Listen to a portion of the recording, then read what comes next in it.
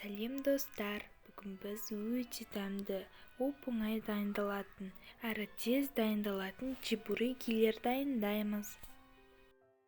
Ең алдымен ыдысқа суды, тұзды, сұйық майды құйып, жақсылап араластырамыз.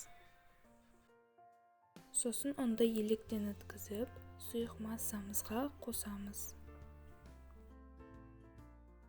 Қолымызға жабыспайтындай жұп-жұмсақ қамыр илейміз. Енді бұл қамырдың бетін 10 минутқа жауып қоямыз. Енді салмасын дайындаймыз. Ол үшін аршылып туралған картоптың үстіне тұзды суды құйып, 30 минуттай немесе 20 минуттай қайнатамыз. Енді бір пиязды алып, майдалап, кубиктап тураймыз.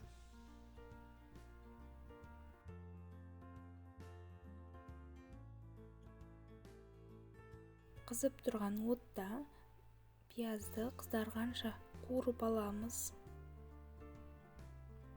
Осылай сары түске енгенде оттан аламыз. Піскен картоптың үстіне жаңағы қуырылған пиязды, тұзды, бұрышты дәміне қарай саламыз да жақсылап картопты езіп шығамыз.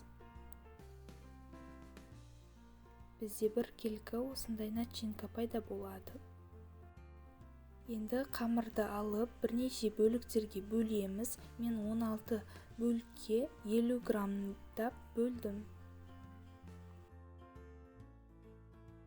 Әр қамырды алып, жұқалап жайып шығамыз да, жұқалап жайылған қамырдың шетіне бір ас қасық салманы салып, жайып шығамыз.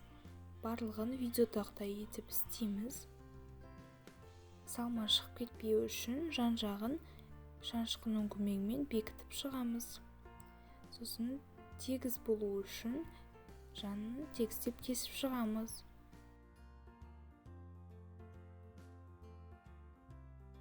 Дайын чебурекилерімізді қызып тұрған майда үлкен отта екі жағы қызарғанша пісіріп аламыз. Өте тез піседі, сондықтан қарап тұрыңыздар. Құрамының барлығы қолжетімді, өте дәмді болып шығатын чебурекилерді міндетті түрде дайындап, дәмін көріңіздер. Сіздермен болған Раушан.